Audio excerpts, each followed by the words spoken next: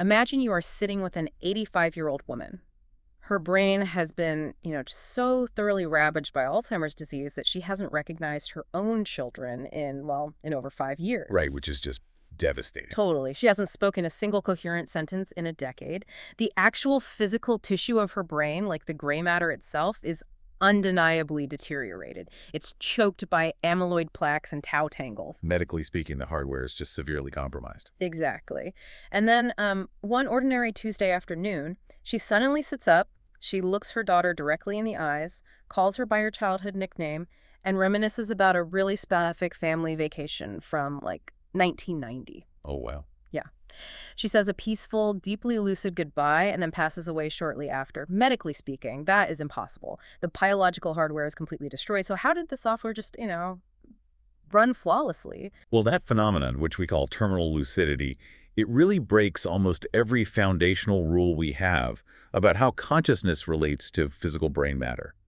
I mean, if consciousness is strictly a byproduct of healthy neurons firing, a brain that's severely damaged simply cannot produce a crystal clear autobiographical memory. Right. It just shouldn't happen. It shouldn't. It's like expecting a totally shattered laptop to suddenly render a perfect 4K video. Which brings us to the core of what we're getting into today. That impossible scenario is the gateway into today's deep dive, because we are exploring what is probably the ultimate existential paradox. And it is a massive one. It really is. On one side of the ledger, modern physics and biology tell us we live in a completely cold, physically indifferent universe, a universe made of unthinking energy, entirely devoid of any moral direction or cosmic purpose. It's blind thermodynamic laws. Exactly. But on the other side of the ledger, humanity has amassed these deeply documented, fiercely resilient phenomena.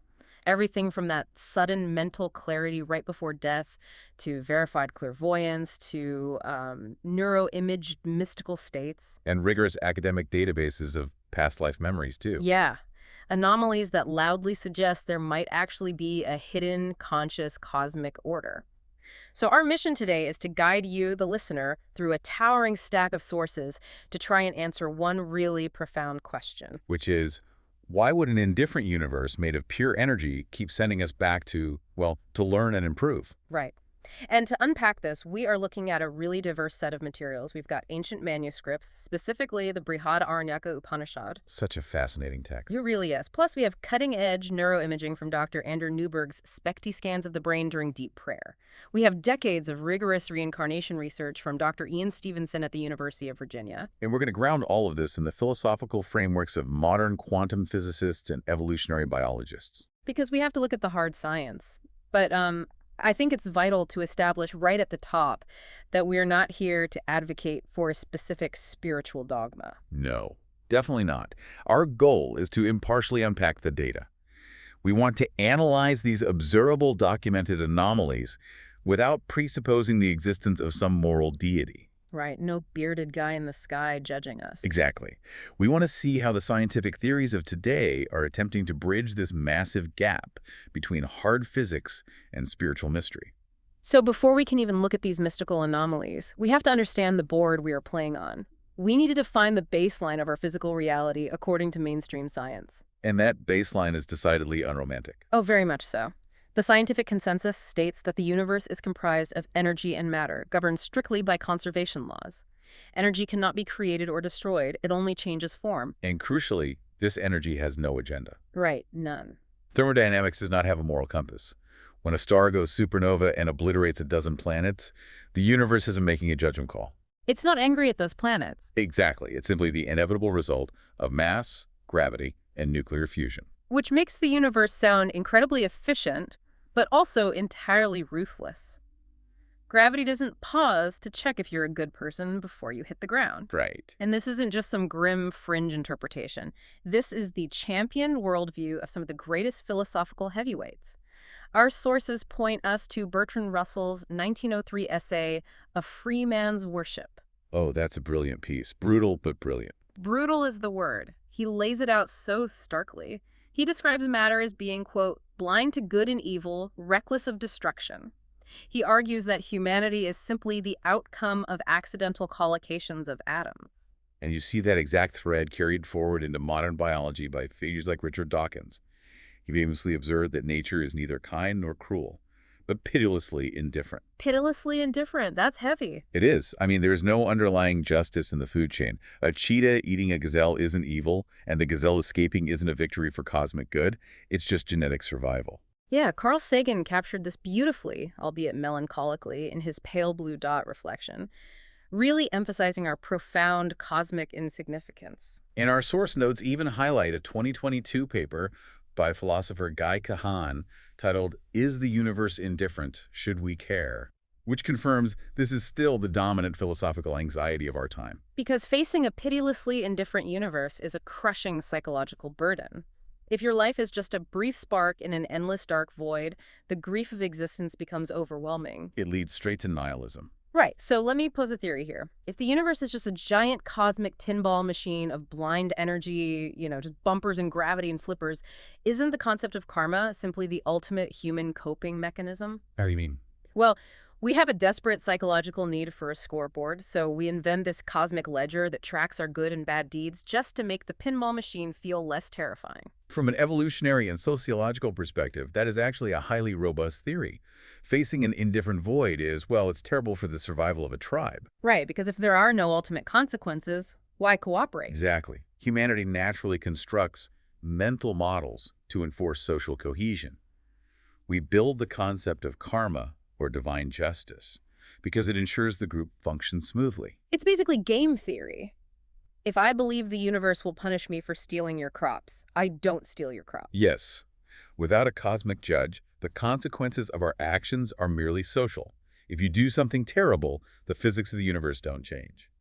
But society pushes back. You get ostracized. Right, or you experience psychological guilt. Humans notice this pattern. Bad actions lead to bad social outcomes. Good actions build a supportive network.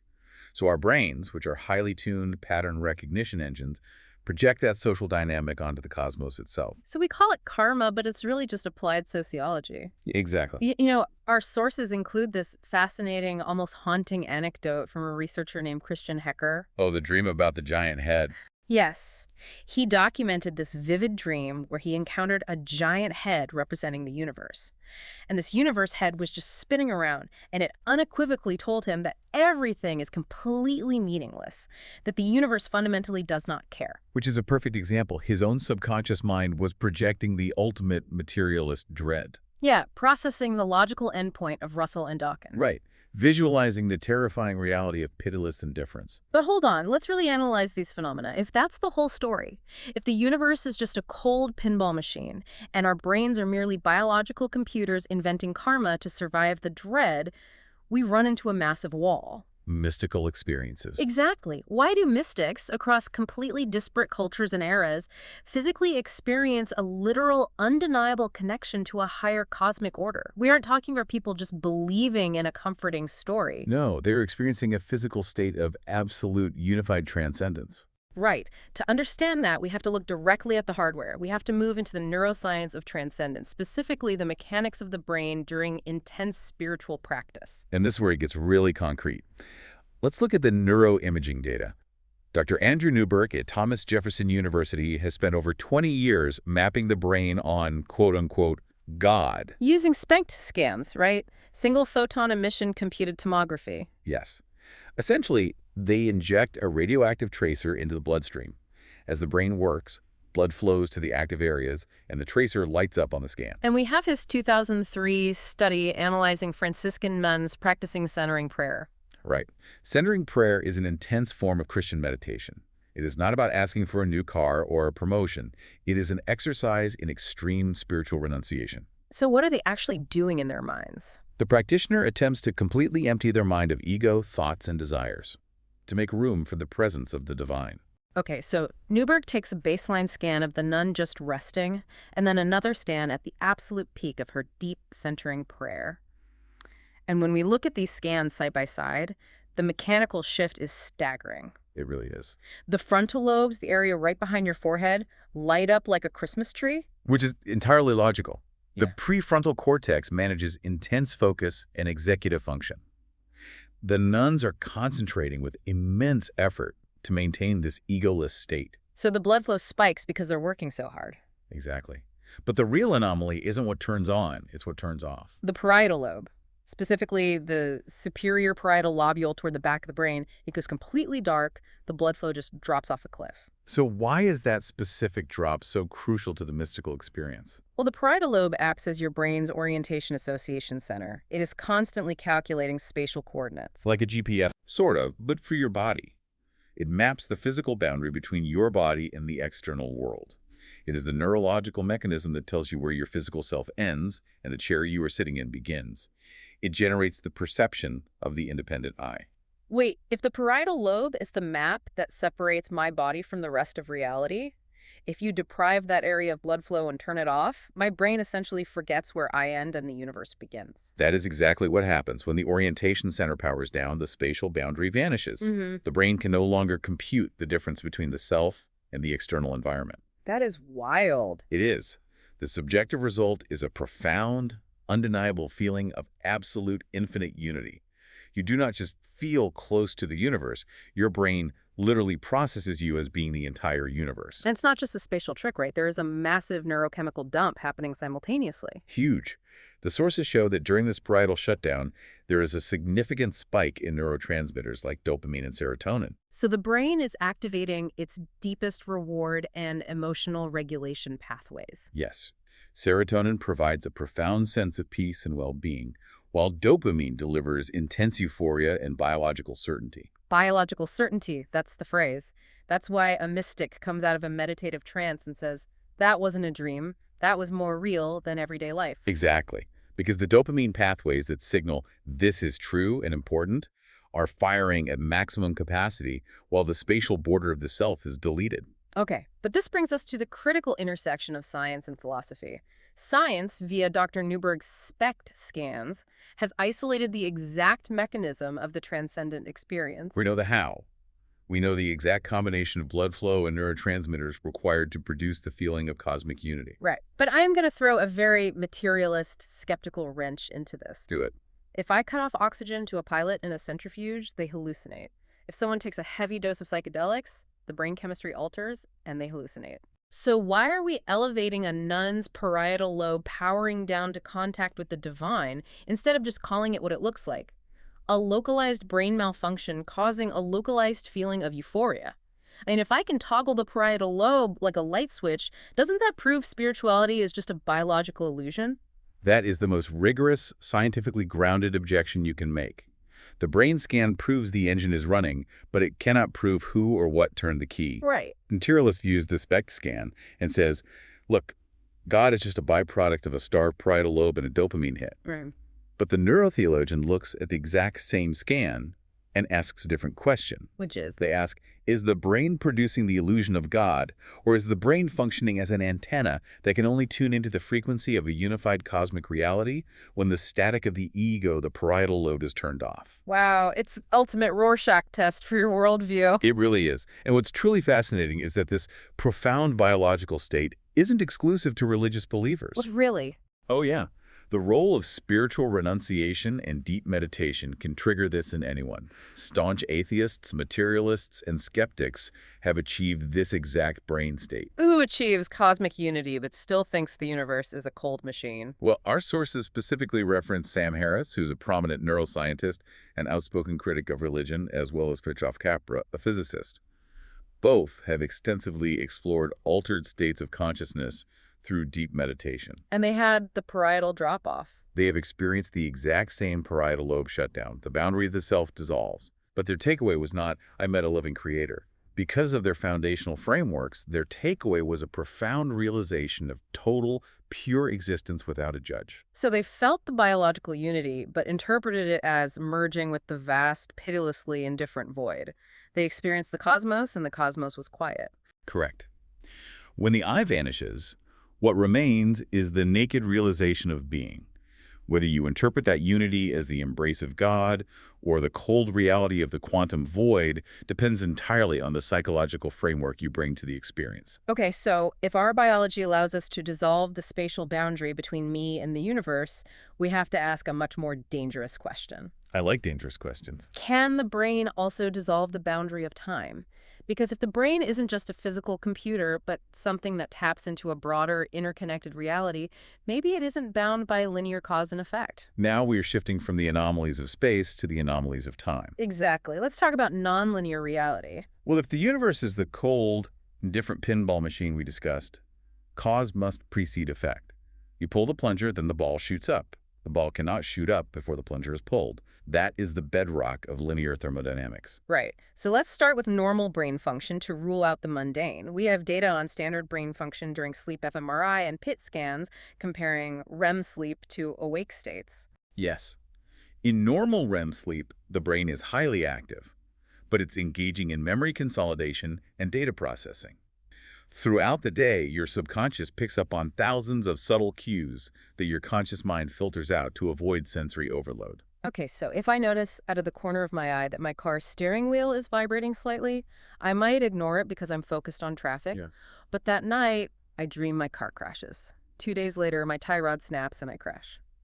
It feels like a psychic premonition, but it's just the brain running predictive models based on subtle data. Precisely.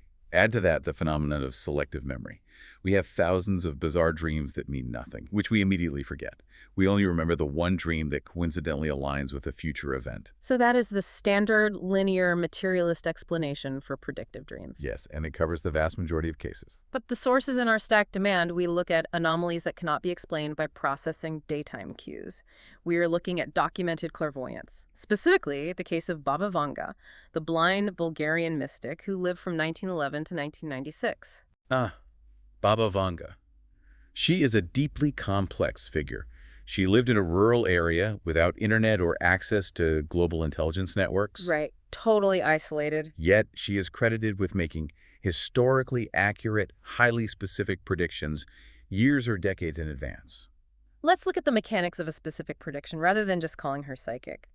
In 1980, she reportedly predicted that at the turn of the century, quote, Kursk will be covered with water and the whole world will weep over it. Which is incredibly specific. Yeah, and at the time, everyone assumed she meant the landlocked Russian city of Kursk, which made absolutely no sense.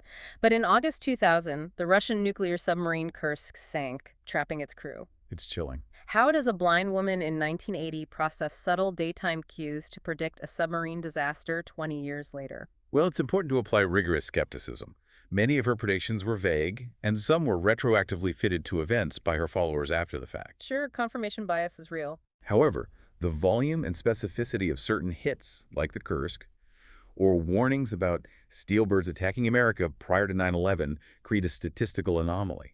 If we accept even a fraction of these as genuine precognition, we have a catastrophic problem for the linear physics model. It totally destroys the pinball machine. I mean, if someone can genuinely perceive an event before it happens, the effect is being observed before the cause has occurred. Exactly. And this is where researchers looking at anomalous cognition turn to theoretical physics for a mechanism. They look at the block universe theory, which is derived from Einstein's Minkowski spacetime. Unpack the mechanism of the block universe for us, because it's a bit of a mind bender. It is. In our standard chronological experience, we think of time as a movie playing on a projector. Frame 1, then frame 2, then frame 3.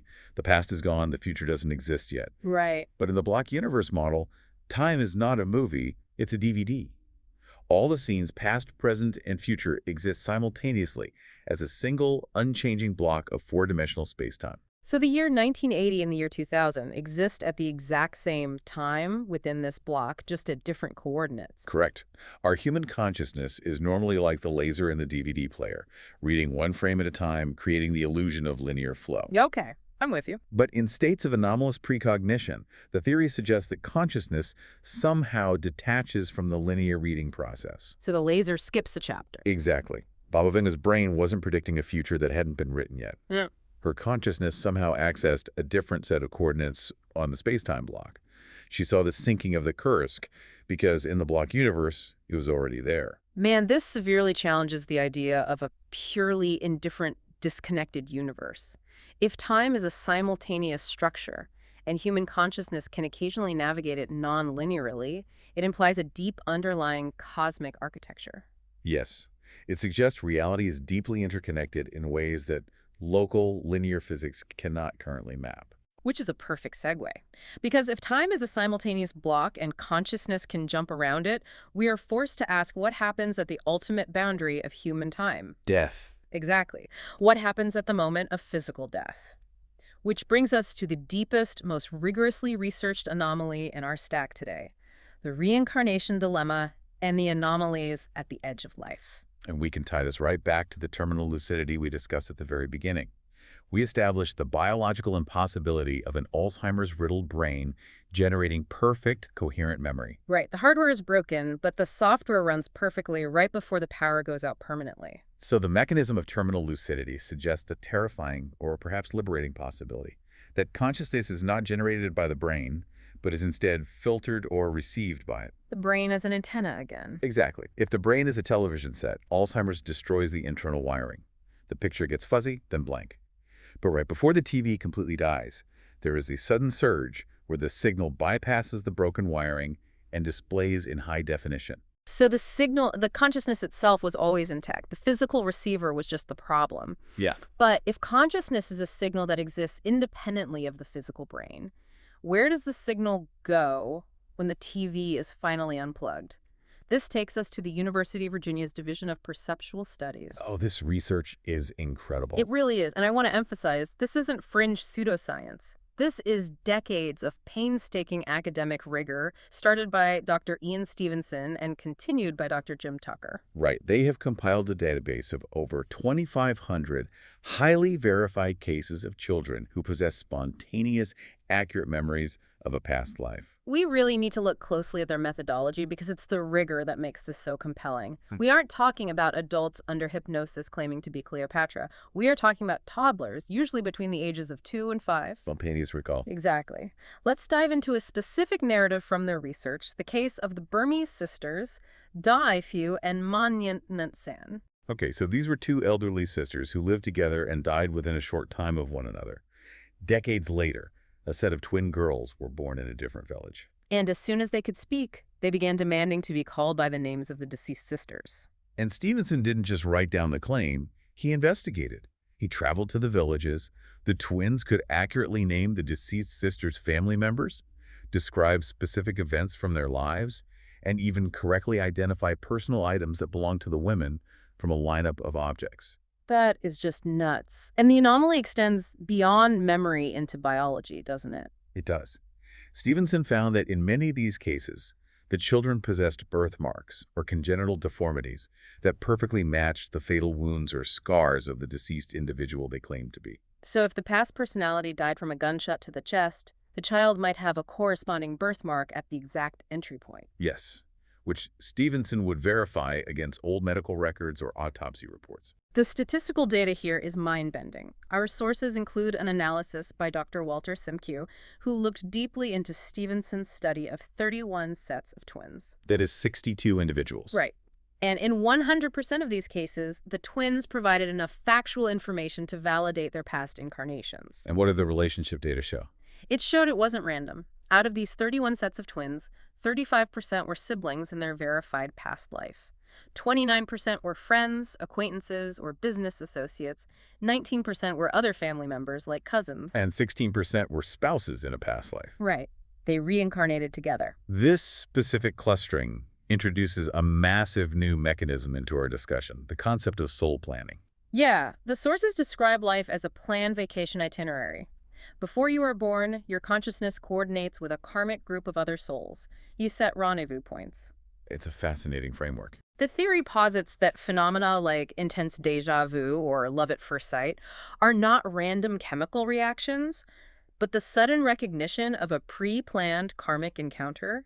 You are bumping into someone you agreed to meet on this itinerary. It is a beautifully intricate concept that provides immense meaning to human relationships. But applying our materialist skepticism, it creates a fatal contradiction. Oh, absolutely. Because if the universe is an indifferent machine made of blind energy, who the hell is organizing these itineraries? A cosmic travel agent. Right. We are talking about pure thermodynamic energy here. DNA does not carry the episodic memory of a past life spouse. A hydrogen atom does not have a built-in GPS for a karmic rendezvous. That is the immovable object meeting the unstoppable force. Ian Stevenson's rigorous data directly clashes with the foundational models of physics. How so? If we consist solely of blind energy, there is absolutely no physical mechanism to transfer personality-specific memories or moral debts from one biological body to another across time. Yet, the data exists. The twins remember. The birthmarks match. So we have to ask, how can a highly structured, intricately planned learning process for the soul exist without a conscious universe to facilitate and orchestrate it? To understand how humanity first attempted to reconcile this impossible contradiction, we have to look backward. We have to look at the oldest recorded attempt to map the mechanics of the soul.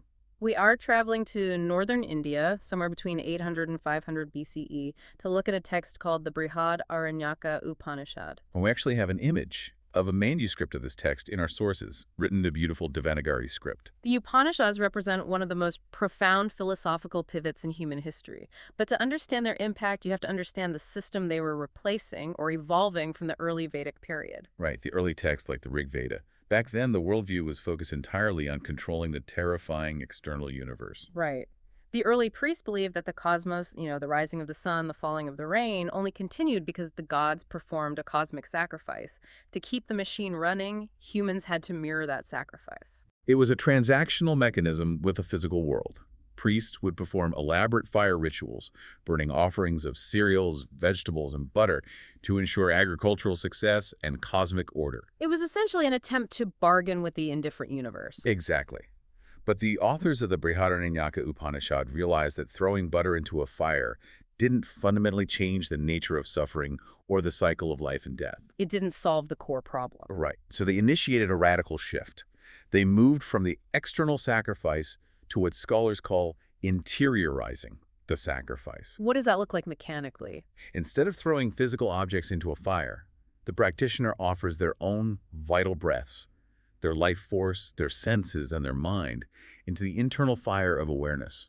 The ritual became the practice of extreme self-control, meditation, and spiritual renunciation. Oh, wow. Which maps perfectly onto what we saw with the Franciscan nuns and Dr. Newberg's SPECT scans. It does. The nuns were interiorizing the sacrifice, emptying their ego, and the parietal lobe responded. The authors of the Upanishads were discovering neurotheology thousands of years before the MRI was invented. Their goal wasn't just to make it rain anymore. The goal was ultimate liberation. Through these internal offerings, the individual seeks to realize that Atman, the eternal, core self, is fundamentally identical to Brahman, the divine, ultimate reality of the cosmos. Realizing that the drop of water is the ocean. And this text provides the earliest written framework for the concepts of karma and samsara, the endless wheel of rebirth. But here is the crucial philosophical distinction. Okay, let's have it. Did the authors of the Upanishads essentially invent the matrix of karma just to give humans a sense of control over that terrifying, indifferent universe we talked about earlier? Or were they the first ancient scientists to document the exact soul-planning, reincarnating phenomena we see in the UVA studies today? That's the million-dollar question. If we analyze the mechanics of karma, as presented in the Upanishads, they weren't positing a judgmental man with a white beard grading your moral test in the sky. They framed karma as a natural, energetic law of cause and effect. Like spiritual gravity. Exactly. If you Yeah. drop an apple, it falls. The universe isn't judging the apple. Gravity is just a property of mass. Right. In the Upanishadic framework, a negative action generates a dense karmic weight that naturally pulls your consciousness back down into the physical cycle of rebirth. A life of spiritual renunciation lightens that weight, eventually allowing Atman to escape the gravitational pull of samsara. So it operates as an intrinsic law of the cosmos, not a moral court. Yes. But I mean, even if we strip away the bearded judge and call it a natural law, we are still trapped in the paradox.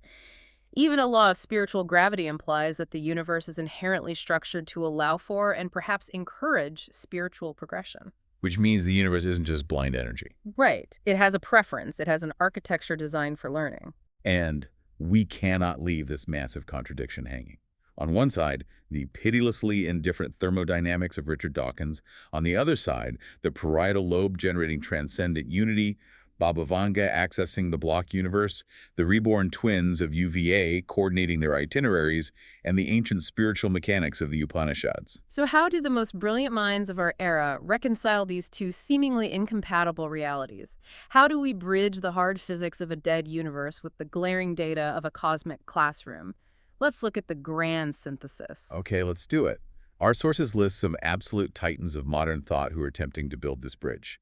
Let's start with the philosopher David Chalmers, who coined the term the hard problem of consciousness. Okay, break that down for us. Well, the easy problems of consciousness are figuring out how the brain processes visual stimuli or controls motor function.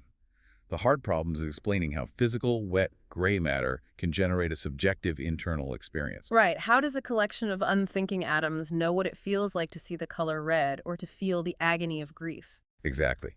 If you build a complex enough computer, it can process data, but it doesn't feel anything. So how did evolution wring feelings out of dead rocks? It's a huge leap. Chalmers proposes a radical yet highly logical solution known as panpsychism. He suggests that we cannot solve the hard problem because our baseline assumption is wrong. Consciousness isn't an accident or a late-stage byproduct of complex brain evolution.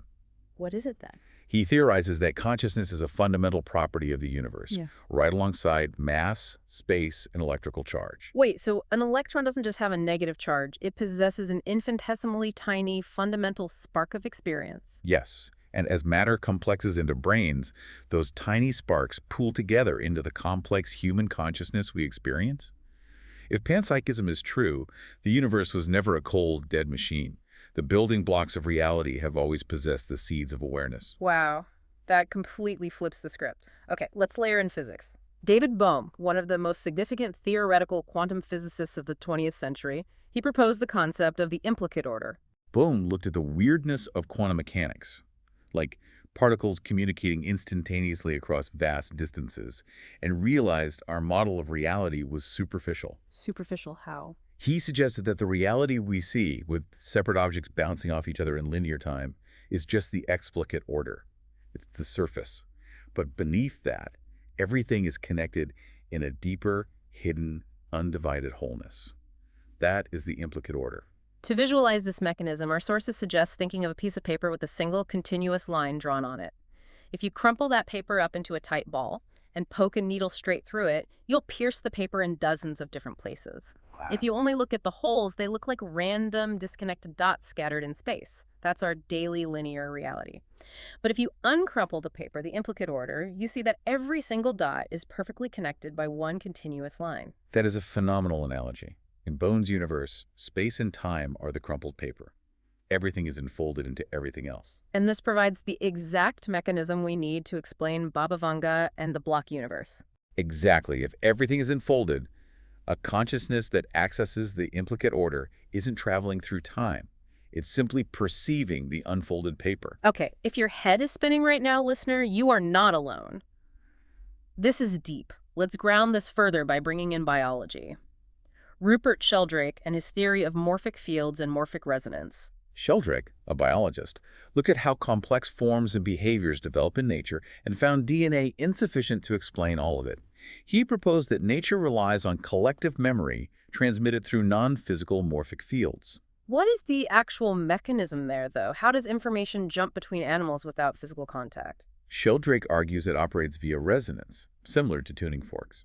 When a new species of bird learns a complex new song, it slightly alters the morphic field of that species. Subsequent generations of that bird can learn the song much faster, even if isolated, because they are tuning into the resonant frequency of the field. The field carries the behavioral memory of the species. So, if a morphic field can carry the behavioral memory of a bird species, could a similar localized field carry the personal, episodic memory of a past life?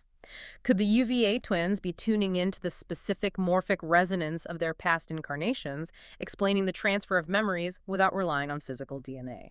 That is exactly the kind of cross-disciplinary synthesis these theories invite, which brings us to the final unifying theory from theoretical quantum physicist Amit Goswami. Monistic idealism. Goswami takes quantum mechanics to its philosophical endpoint.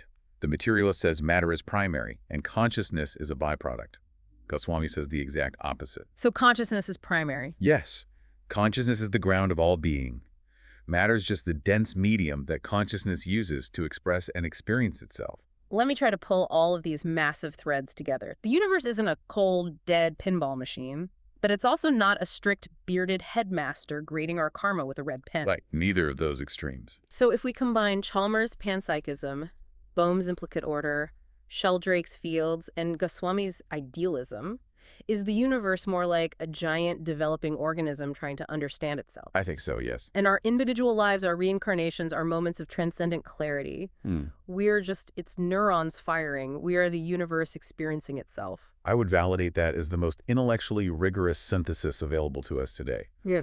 It respects the hard physics of thermodynamics, but it also accounts for the rigorous data of Ian Stevenson's reincarnation cases, the precise brain state changes in Andrew Newberg's SPECT-E scans, and the nonlinear time anomalies of clairvoyance. If we look at the universe as a self-actualizing proto-conscious system, then it cycles consciousness through different lives, not as a punishment, but out of a deep, inherent drive for conscious evolution and self-discovery. The learning goal of karma isn't to get a gold star. Right, it's the universe trying to achieve higher states of complexity, empathy, and awareness through the incredibly diverse, messy experiences of its fragmented parts. It forces us to discard the dichotomy altogether. The physical indifference of a falling rock and the profound human need for spiritual meaning are not enemies. They are simply different scales of the exact same conscious cosmos trying to wake up. Wow, what a monumental journey this has been. Let's just take a deep breath and recap how far we've traveled in this deep dive. We began in a terrifying, pitilessly indifferent universe of pure, blind energy described by Bertrand Russell and Richard Dawkins, acknowledging the real psychological dread that creates. Yeah, that cosmic insignificance. And then we looked directly at the human hardware. We saw how the quiet, egoless brains of Franciscan nuns physically proved that shutting down the parietal lobe dissolves the boundary of the self. Allowing our biology to experience absolute unity with the cosmos. Right. And then we challenged the concept of linear cause and effect. We looked at how the startling precognitive anomalies of Baba Vanga suggest that time is a simultaneous block, and consciousness can occasionally jump coordinates. We faced the physical impossibility of terminal lucidity and the undeniable data of the UVA reincarnation studies. Reborn twins whose past life memories suggest our lives are mapped out on intricate, unseen karmic itineraries, which is just wild to wrap my head around. And we traced the mechanics of that karma back to the Brihad Aranyaka Upanishad, where humanity first internalized the cosmic sacrifice to escape the wheel of samsara. And finally, we landed on the grand synthesis of modern science, a proto-conscious cosmos structured by implicate orders and morphic fields, a universe that is using us as sensory tools to evolve and understand itself. It's a profound shift in perspective. So I want to ask you, the listener, directly, how do you view your own life's itinerary now? When you look back at the people you've met, the strange coincidences, the intense moments of déjà vu, the deep struggles and the subtle joys, do you still feel the crushing random weight of a cold pinball machine? Or do you feel the profound, terrifyingly beautiful connection of being the universe itself, slowly waking up, looking through your eyes, and experiencing its own creation? It certainly changes the way you look at a microscope or a starry sky. You aren't just observing reality. Reality is observing itself through you. It really is. We are the cosmos looking in the mirror. And I want to leave you with a final provocative thought to mull over long after this audio stops. Let's say the materialists are completely right about the mechanics. Okay, let's assume that. Let's say the universe truly has no built-in moral scoreboard, no cosmic judge tracking our sins. If it's just pure consciousness exploring complex patterns in the dark, then perhaps the ultimate freedom is realizing that love, meaning, empathy, and connection aren't cosmic obligations forced upon us by a higher power. They are our own brilliant, spontaneous inventions against the void. Exactly. We are the specific part of the universe that decided to care. And in a cosmos made of pure, unthinking energy, our choice to love might just be the greatest, most defiant anomaly of all.